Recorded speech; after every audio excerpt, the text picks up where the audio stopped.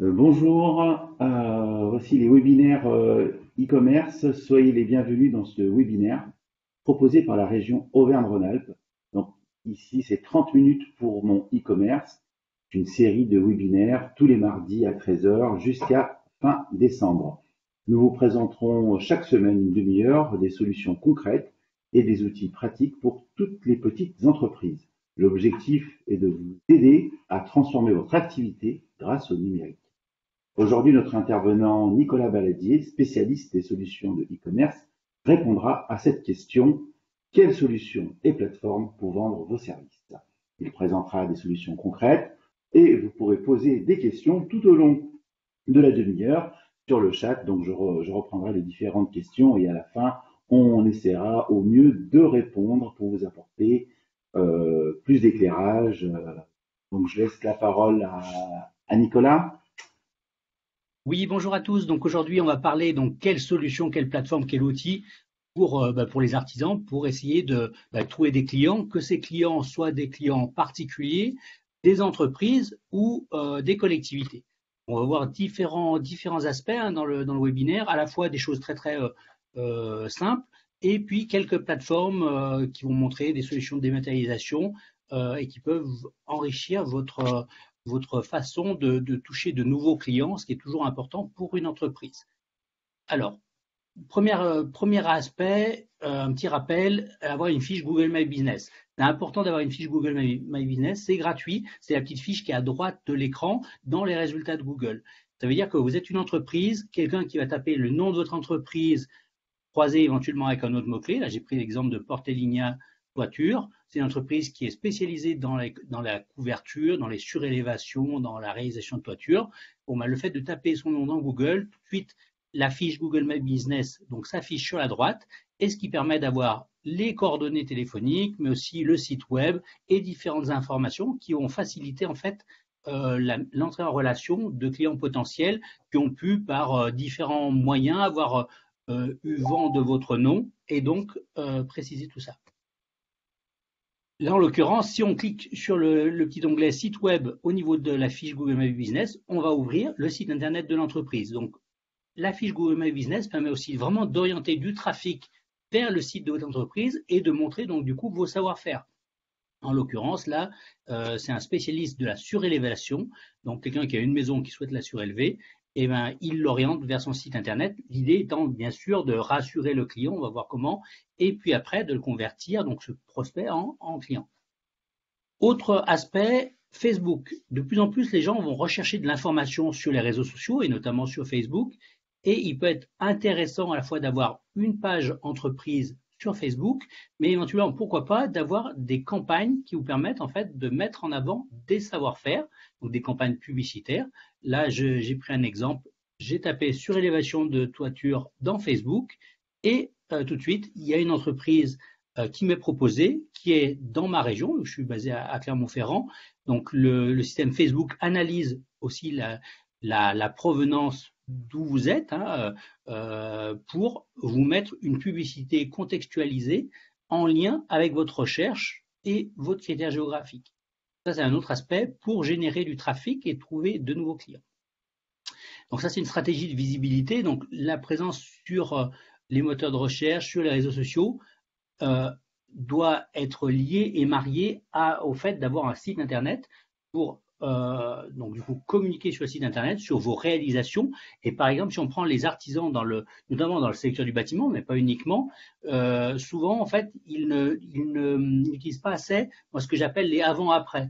Quelqu'un qui est couvreur ou qui fait de la tapisserie, donc de la rénovation de fauteuils, faire un avant-après permet vraiment d'illustrer ça en photo, d'être très parlant et de rassurer le client potentiel qui viendrait sur son site internet sur les savoir-faire donc de l'artisan. Donc là, il y a toute une logique de visibilité et donc c'est important d'avoir du coup une présence et un site internet pour du coup convaincre et trouver de nouveaux clients.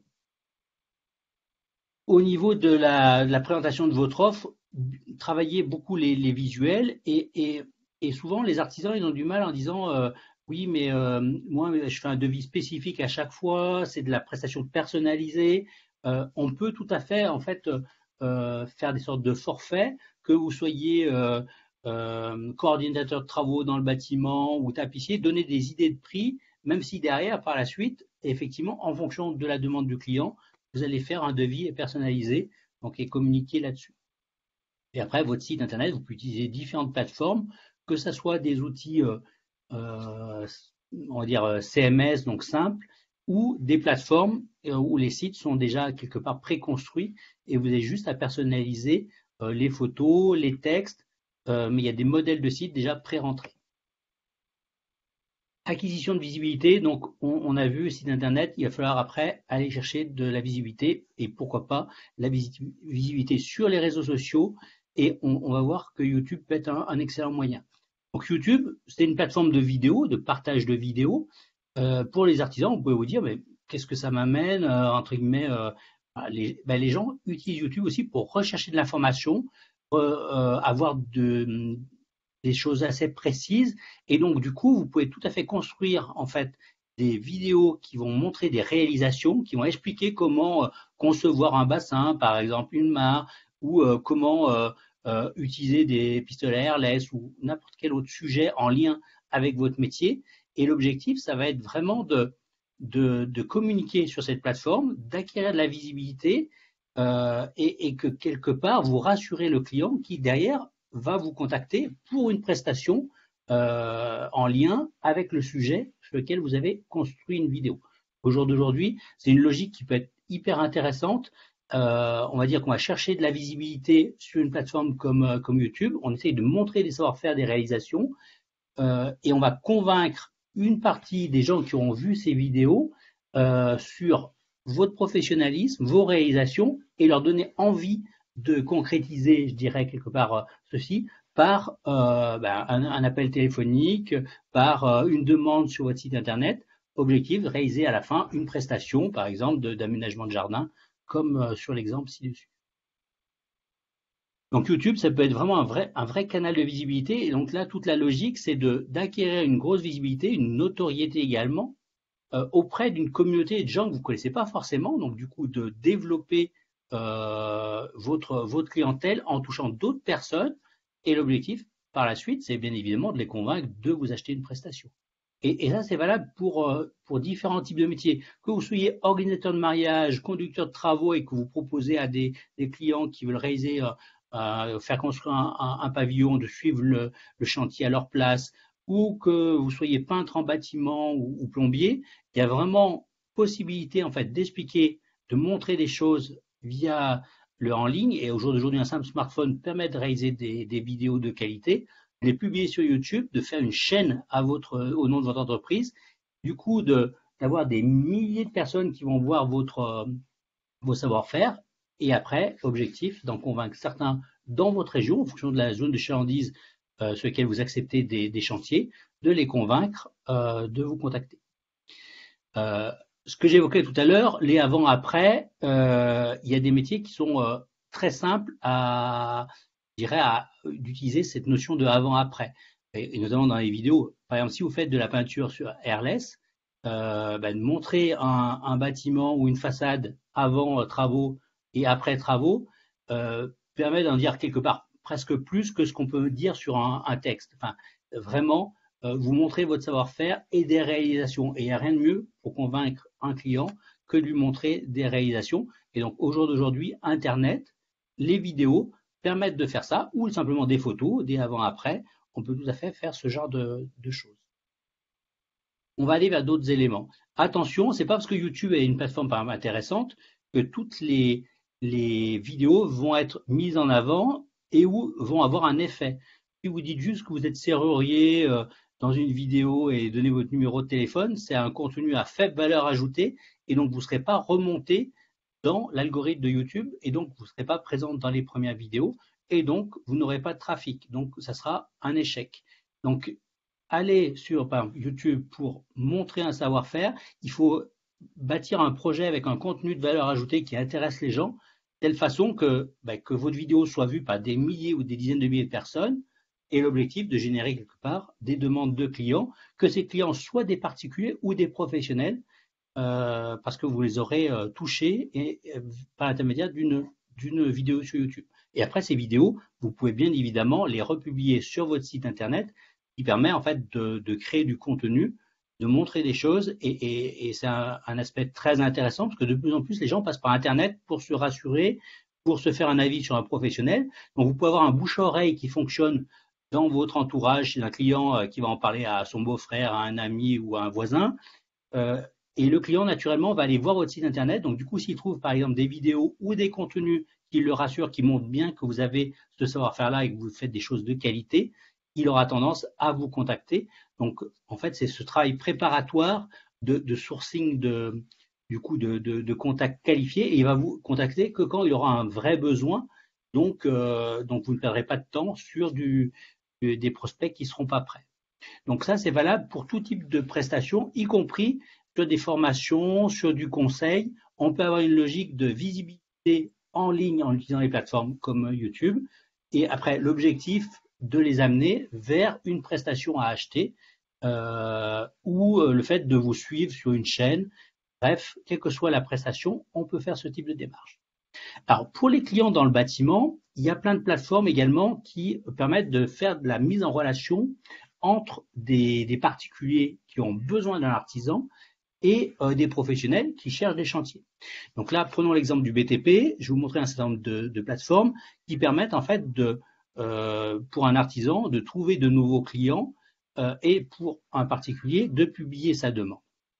Donc là, Codatis, Travaux.com, Hello Artisan, 1, 2, 3 Devis qui est édité par Travaux.com, sont des plateformes qui permettent en fait justement de mettre en relation des professionnels et des particuliers. Il y a d'autres plateformes, après des fois plus spécialisées ou portées par un opérateur. Prenons l'exemple d'Easy by EDF. Bon ben voilà, sur des chantiers plutôt orientés électricité, chauffage, ce genre de choses, c'est une plateforme qui peut être pertinente. Et si vous êtes électricien ou installateur de pompe à chaleur ou je ne sais quel autre corps du bâtiment en lien avec le chauffage ou l'électricité, vous pouvez tout à fait trouver des clients sur ce type de plateforme. Alors, on va prendre des exemples. Donc, des plateformes de travaux dans le bâtiment, après, permettent en général, il y a pas mal de chantiers qui sont proposés. Vous allez pouvoir, du coup, choisir en fonction de votre corps de métier. Vous êtes ébéniste ou plaquiste, etc. Sélectionnez votre corps de métier, sélectionnez votre zone géographique et du coup, filtrer les chantiers en fonction de ça.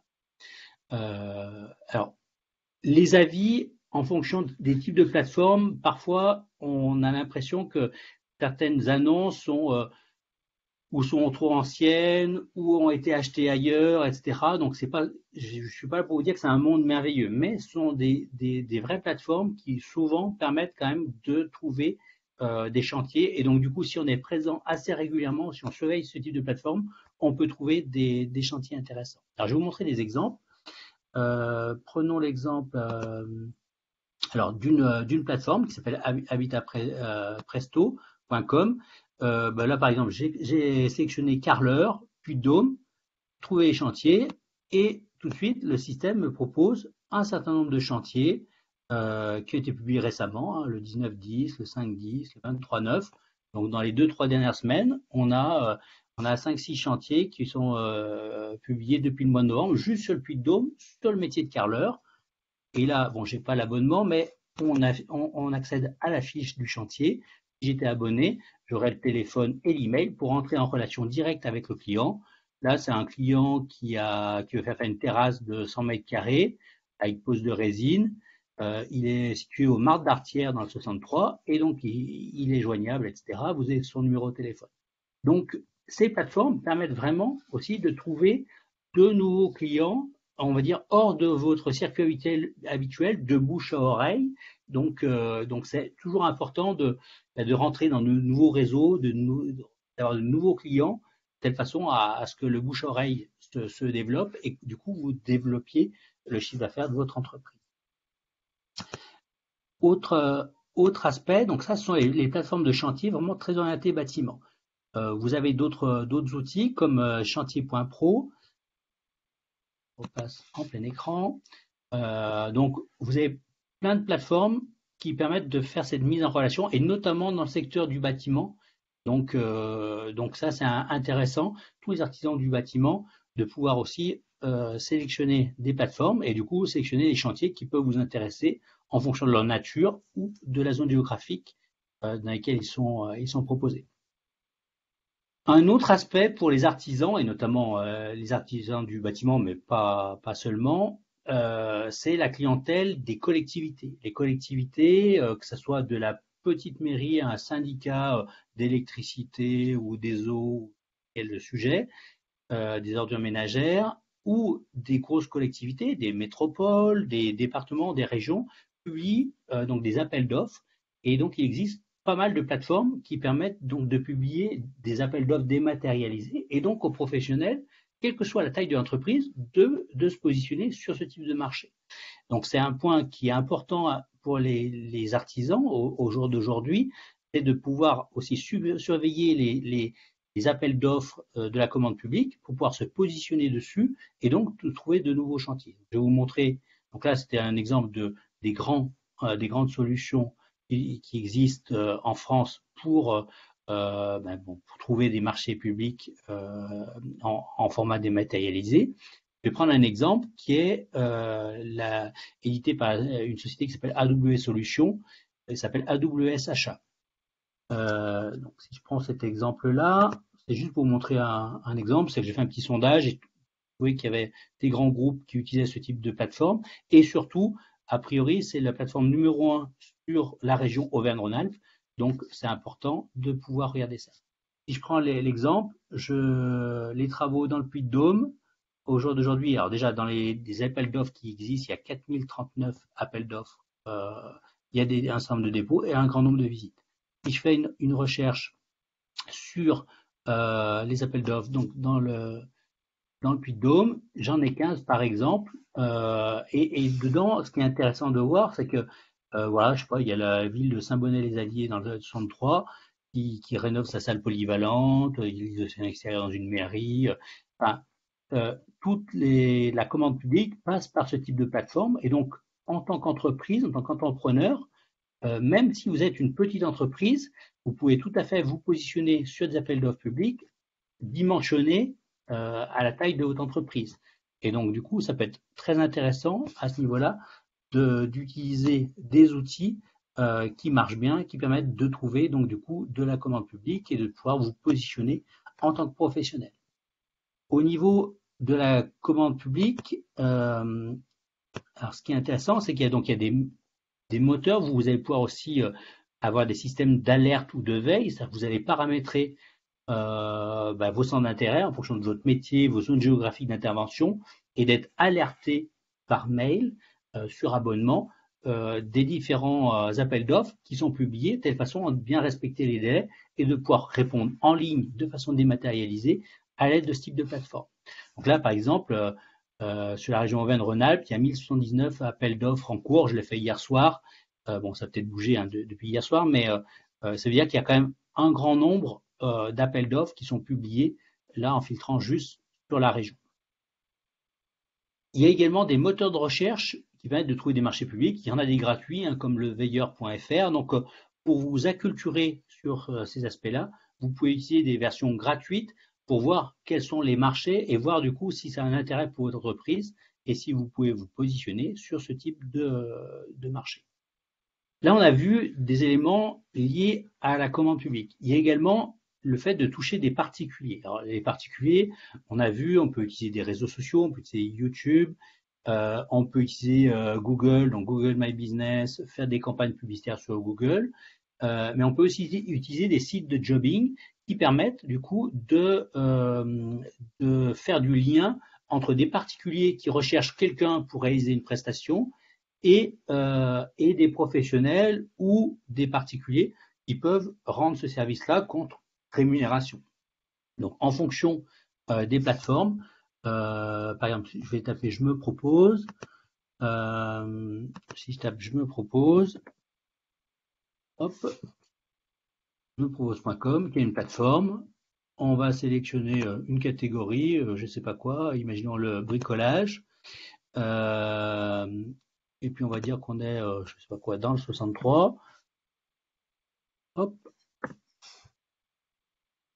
je clique, je recherche et je vais avoir un certain nombre de prestations en lien avec du bricolage. Donc dans la région, donc soit des structures qui proposent des prestations, mais aussi des chantiers, etc. Donc du coup, c'est un moyen pour acquérir de la visibilité, de vous positionner, notamment ceux qui démarrent, qui sont auto-entrepreneurs ou qui sont artisans en phase de démarrage. Vous pouvez tout à fait utiliser ce type de plateforme pour, ou si vous faites si votre clientèle cible, c'est le particulier, utiliser ce type de plateforme pour acquérir de la visibilité, des contacts et donc générer du chiffre d'affaires par la suite. Voilà, il y a pas mal de plateformes. Donc, ce que j'évoquais là tout de suite, vous allez pouvoir, du coup, sur les sites de jobbing. Alors, si vous n'êtes pas dans le bâtiment, il n'y a pas de souci, hein. Il y a des plateformes comme 5 euros, vous êtes dans le domaine du digital, vous faites de la garde d'enfants, vous faites de la tapisserie, vous faites des bouquets de mariage, vous faites différentes choses. Ce type de plateforme peut permettre de trouver des clients particuliers qui cherchent un professionnel ou un particulier averti pour réaliser quelque chose par cet intermédiaire-là. Donc, dans les sites de jobbing, vous avez des thématiques qui sont variées et diverses. Ça va du cours particulier jusqu'à du ménage, de la garde d'enfants, du jardinage, du bricolage, etc. Donc, vous avez un peu tout ce que vous voulez. Alors là, on a brossé un panel assez rapide. Ce que je vous propose maintenant, c'est de répondre aux questions, parce qu'en fonction de vos centres d'intérêt, j'essaierai de développer telle ou telle direction en complément de ce qu'on a vu tout de suite lors de la présentation. Bonjour. Donc, on a reçu quelques questions. La première, quel est le format de vidéo que l'on peut poster sur YouTube? Très bonne question. Je crois qu'il y a plusieurs formats acceptés. Donc tous les grands formats classiques, mais notamment le format MP4 est accepté sur YouTube. Donc ça veut dire que une vidéo prise avec un smartphone, vous allez pouvoir sélectionner le format d'enregistrement de la vidéo et de mémoire et les grands formats, il les accepte. Je me permets, je vais laisser sur le chat ton adresse mail, Nicolas. Ouais. Ok, je pourrais répondre. Donc, c'est l'adresse qui se termine par stimuleo.com. C'est ça.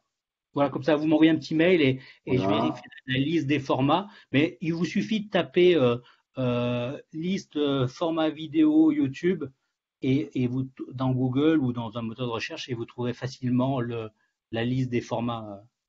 Je suppose que vous avez une idée derrière la tête. En fonction de ça, les grands formats classiques sont acceptés. Après, il y a peut-être des exotiques qui sont également acceptés, mais voilà, pas de souci. Autre question. Alors, j'ai laissé bien sûr l'adresse mail. Ouais. Voilà, donc je pense que pas de problème de connexion.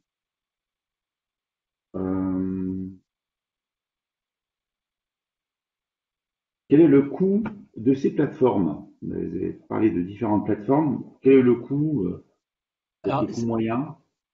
Alors, c'est un peu variable et ça dépend jusqu'où on va et ce qu'on leur fait faire. Si c'est les plateformes, je suppose que c'est les plateformes de mise en relation entre particuliers en général vont coûter à peu près 5% du chantier. Alors, je suis un peu caricatural, mais c'est-à-dire que vous utilisez un 5euros.com, etc. On va considérer qu'imaginons que vous signez un chantier, n'importe quoi, de 1000 euros, ben, ça va être 5% qui va revenir à la plateforme. Sur les plateformes on va dire, d'appel d'offres publics, dématérialisation, alors là, c'est plus cher en fonction de la plateforme et de ce qu'elle permet de faire. Est-ce qu'on peut répondre aux appels d'offres en dématérialisé avec des solutions de signature électronique intégrées, etc. On va dire que les plateformes les plus pros, par exemple comme AWS, en ordre d'idée, en fonction de la taille de l'entreprise, c'est en gros à 1000 euros par an, donc 80 euros par mois. Donc ça, c'est les plus chers. Après, il y en a des éventuellement moins chers. En fait, ça dépend ce que que vous avez besoin. Si c'est juste trouver l'appel d'offres public et après vous souhaitez répondre par ailleurs en version différente sans passer par la plateforme, donc ça va coûter moins cher. Si c'est une plateforme qui intègre tout avec la signature, la sécurisation, les certificats, tout ce qu'il faut au niveau de vos habilitations, bon, ça coûte un peu plus cher. Autre question, où trouver des plateformes en lien avec le métier? Tout le monde ne travaille pas dans l'exemple, Oui. c'est plutôt le bâtiment, mais tout le monde ne travaille pas forcément dans le bâtiment. Donc, est-ce qu'il y a des thématiques par domaine de métier? Alors, il y a des thématiques effectivement. En fait, et donc là, ce que je vous engage éventuellement, c'est de m'envoyer un email et de me dire dans quel domaine. Ça, je vais répondre déjà, mais pour répondre après précisément, je vous enverrai des liens. Donc effectivement, il y a des plateformes métiers. Par exemple, n'importe quoi. Il y a des plateformes spécialisées en tatouage, spécialisées dans les prestations intellectuelles. Vous êtes formateur, consultant en entreprise, vous êtes développeur informatique, vous avez des plateformes dédiées. Donc en fait, il y a à la fois des plateformes un peu généralistes, plutôt orientées euh, toucher un particulier avec ses différents besoins en tant que particulier. Il y a des plateformes après très métiers, très verticales en fonction de votre secteur d'activité. Et puis après, il y a les grandes plateformes orientées bâtiments qui sont un peu transversales. Donc, ce que je vous propose, c'est vraiment de m'envoyer un email et de me dire dans quel domaine vous êtes. Parce qu'effectivement, si vous êtes généalogiste, la plateforme pour trouver des clients ne sera pas la même que si vous êtes carreleur ou développeur web. Donc, c'est à chaque fois, voilà, il y a des plateformes qui sont différentes. Donc, pour répondre aux questions voilà, je vous relaisse encore sur le chat euh, l'adresse mail de Nicolas Email, ouais. Balatier. Donc là, voilà, je remets encore.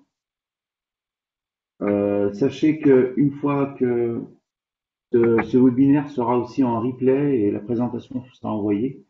Donc j'ai une autre question. Quelle plateforme recommandez-vous pour atteindre les particuliers et les entreprises en matière de développement personnel? Alors ça c'est alors voilà donc c'est pas forcément évident. Alors c'est pas forcément évident.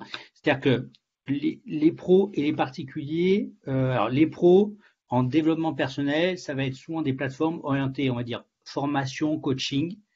Et donc là, il faut trouver de plateformes qui permettent de mettre en relation des pros et des coachs ou formateurs. Ce qu'il faut savoir, c'est que de plus en plus, la formation c'est normé avec Calliope, avec le CPF, avec différentes choses. Donc du coup, de plus en plus, pour pouvoir bénéficier des budgets formation et donc passer les prestations sur des budgets formation entreprise, il faut avoir une habilitation Calliope, CPF, etc. Pour du coup toucher la clientèle entreprise. La clientèle particulier sur ce type de prestations, je vais vous montrer différentes choses. Attendez, hop, hop, hop. Vous avez un trouve slide.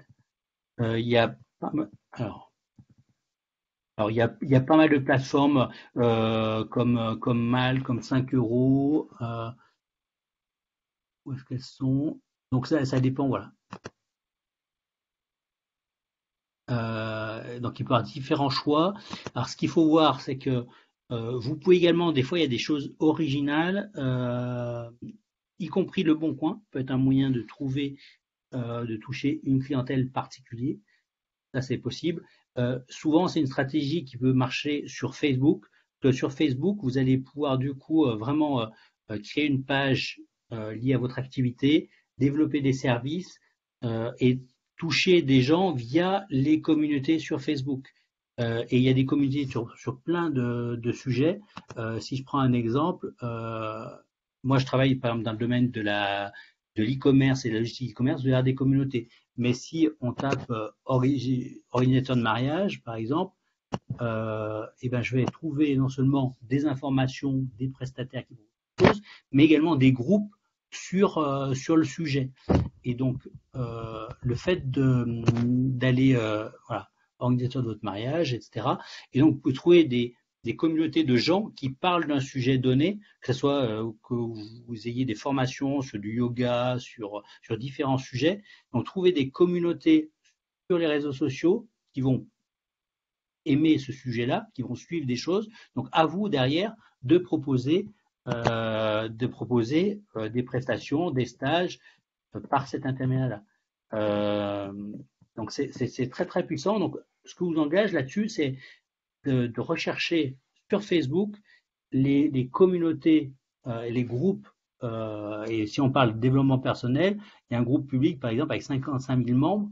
C'est vraiment une communauté dans laquelle il faut rentrer pour vous.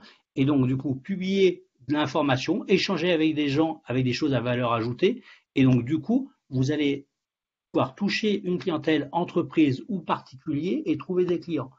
Moi, sur mon sujet, par exemple, de la logistique e-commerce, je suis entré dans des groupes d'e-commerçants et depuis cet été, on a signé une quarantaine de nouveaux clients et tous, on allait les chercher sur ces communautés Facebook, qui sont juste des communautés de gens qui ont un centre d'intérêt commun. Donc, du coup, c'est très intéressant pour vous, quel que soit votre domaine, c'est d'aller voir sur Facebook s'il y a des communautés qui parlent de votre sujet, de participer, d'amener du contenu à valeur ajoutée, de répondre à des questions, de partager de l'information. Et naturellement, vous trouverez quelque part des clients, vous aurez des demandes de professionnels qui diront, mais oui, mais moi, j'aimerais organiser ce type de stage pour mon entreprise, et donc trouver des clients. Il y a une personne qui est dans le chat qui dit qu'il est sur Malte, c'est la Oui. plateforme de freelancing. Euh, voilà, donc ça mérite Mais moi, alors, Malte, c'est intéressant, c'est un point, mais je crois beaucoup plus aux groupes sur les réseaux sociaux.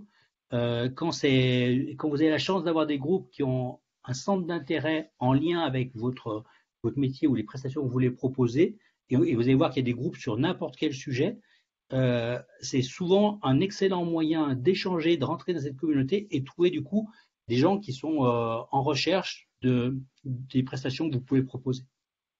Donc c'est complémentaire. Vous pouvez aussi bien être présent sur une plateforme généraliste, on va dire, de prestataires, quelle qu'elle soit, mais aussi d'avoir une démarche active, de participer à des groupes sur les réseaux sociaux et donc du coup de trouver des clients.